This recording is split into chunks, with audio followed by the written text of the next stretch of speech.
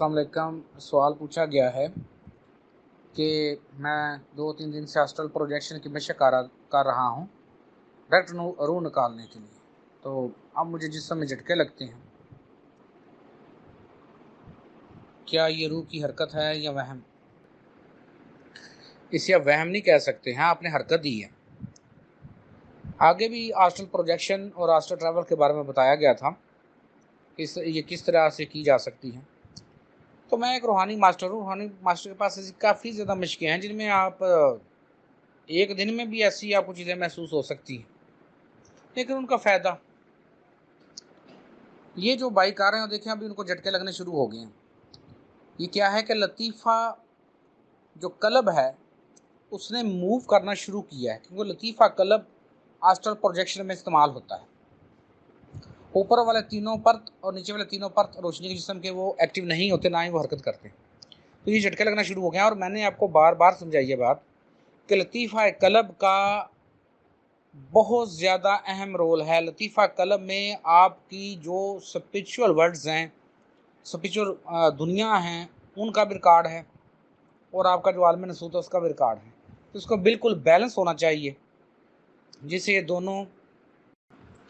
दोनों दुनियाएं, रूहानी दुनिया भी और ये आलम नसूत की दुनिया भी बराबर चल सके। अब इस भाई ने जानबूझ के ऐसी एक्सरसाइज की है तो गलत किया। और जिस भाई का भी ये मैसेज है, मेरा आपको मशवरा, ऐसा ना करें, इस तरीके से फिर आपको प्रॉब्लम आएगा। यही हरकत अगर लतीफ़ा कलब ने रूहानी दुनिया में कर दी, लतीफ़ा कलब की जो एक्टिवेशन है वो बेसिकली आलम जबरूत है, और आलम जबरूत में इतनी ज़्यादा खूबसूरती है कि आप वापस नहीं आएंगे उस कॉन्शियस से। तो अगर वापस नहीं आएंगे तो उस आलम नसूत में किस तरीके से आप रहेंगे? मैंने बार बार आपको ये बात समझाई है कि आलम नसूत में रहने के लिए आपको इस मट्टी के जिस्म की ज़रूरत ही ज़रूरत है। इस मट्टी के जिस्म और इस कॉन्शियस के बगैर आप आलम नसूत में नहीं रह सकते। तो अगर इस भाई के बीवी बच्चे तो फिर उनका क्या बनेगा बताइए? फिर आप एक मजदूर की कफ़ियत तो ले लेंगे लेकिन सालक की कफ़ियत नहीं बनेगी। मेरा जो मुराकबा है या मैं जो समझता हूँ, मैं कभी भी आपको डायरेक्ट 5वीं 6ठी क्लास से नहीं पढ़ाऊँगा। ये बात ज़हन में रखिएगा। मैं आपको फर्स्ट क्लास से शुरू करूँगा, अल बेस।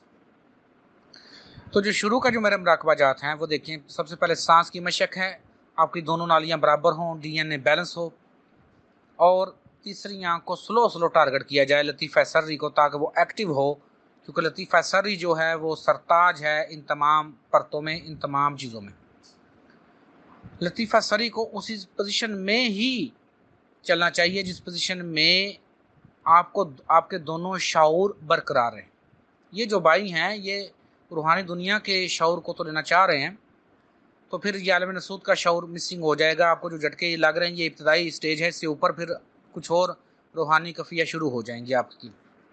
कि जो मेरा मुराकबाजात हैं, ये जो मेरा कोर्स है, वो सबसे पहले आपकी दोनों नालियों को बैलेंस करना है, सूर्य नाली और चांद नाली को, क्योंकि ये दो नालियाँ जो हैं ये हमेशा बैलेंस होनी ज़रूरी है। और साथ साथ तीसरी आँख को टारगेट करना, लतीफ़ा सरी को। लतीफ़ा सरी की बहुत ज़्यादा अहमियत है। लतीफ़ा सरी ही असल लतीफ़ा है जो आपको इस आलम नसूत और रूहानी दुनिया के दरमियान कायम पक्का रखता है। लतीफ़ा सरी अगर निकाल दें तो ऊपर से तमाम इन्फॉर्मेशन जो है लतीफ़ा रूही की, आप रूह की कफ़ियत अख्तियार करेंगे। और रूह में इतनी एनर्जी है कि जब इंसान इस जिस्म में वापस भी आता तो एक दफ़ा इंसान के जो बाल हैं वो किसी हद तक गिरते हैं इंसान के बाल, और फिर वो काफ़ी अर्से के बाद रिकवरिंग करता है। अब मट्टी के जिस्म के आगे मैंने बताया है कि हद है, ये इतनी ज़्यादा एनर्जी नहीं ले सकता। तो दोबारा समझ लीजिए कि जो मेरा कोर्स है वो एक वो सांस की मशक है ताकि बैलेंस रहे। दूसरा, बिल्कुल शुरू में हम मसाज वाला मुराकबा करेंगे। वो बेसिकली मसाज वाला मुराकबा नहीं है, उस लम्स को, उस टच को फील करना है ताकि आपकी एनर्जी बैलेंस रहे। तो जो कोर्स है उसमें पहले सांस की मशक की जो मसाज का मुराकबा आपने करना है। बेसिकली आप मसाज का मुराकबा नहीं करते, उस टच को, उस लम्स को फील करते हैं। आप उसमें उस जगह पे मौजूद उस एनर्जी को फील करते हैं, जो एनर्जी वो है, जहाँ वो एनर्जी है आप उसको फील करते हैं।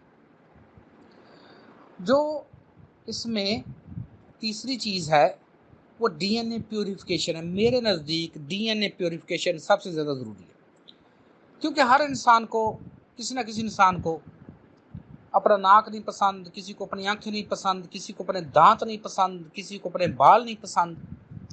तो ये सारी की सारी प्रॉब्लम है, किसी को कुछ नहीं पसंद, किसी कुछ नहीं पसंद। वो सारी इन्फॉर्मेशन, वो सारे का सारा डेटा हमारे जो लताइफ है, लतीफ़ा जज्बात और लतीफ़ा ज़हन, उसमें मौजूद है। तो हमारे पास दो ही तरीक़ाकार है उस डेटे को, उस इंफॉर्मेशन को निकालने के लिए, ख़त्म करने के लिए।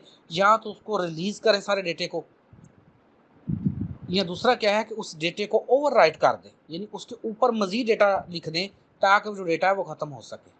कानूनी तौर पर या असूली तौर पर या रूहानी कानून की नज़र से जब डेटे के ऊपर डेटा आता है तो पिछला डेटा ऑटोमेटिक ख़त्म हो जाता है। तो जो पुरानी चीज़ें वो ख़त्म हो जाती हैं, नई चीज़ें उनकी जगह ले लेती हैं। तो डीएनए प्यूरिफिकेशन का अमल बहुत बेस्ट है, उसको साथ करें। चौथे नंबर पे, जब भी आप पानी पिएं, रिलैक्स होकर बैठें, बिस्मिल्लाहिर्रहमानिर्रहीम पढ़ें, पानी को खुश होकर देखें, फिर उस पानी को थोड़ा थोड़ा करके पिएं। इससे भी आपको काफ़ी ज़्यादा फ़ायदा पहुँचेगा।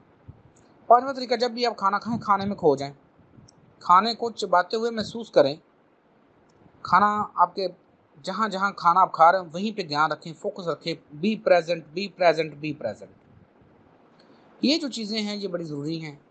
और जो भी इंसान कुरान पाक पढ़े, एक लाइन अरबी में पढ़े, नीचे उसका तर्जमा पढ़े, फिर एक लाइन अरबी पढ़े, फिर नीचे उसका तर्जमा पढ़े। ये बड़ी ज़रूरी चीज़ है ताकि आपको हकीकी इल्म मिले। तो दोबारा मुख्तसर बता रहा हूँ, ये भाई जो मशक कर रहे हैं मेरे नज़दीक ये गलत है, इनको झटके लगेंगे। लतीफ़ा कलब एक्टिव होने में प्रॉब्लम भी आ सकता है। अगर लतीफ़ा कलब ने दोनों शऊर बरकरार रखे तो फिर तो दुरुस्त बात है, लेकिन अगर लतीफ़ा कलब ने रूहानी शऊर रख लिया तो आप आलम नसूद से कट जाएंगे।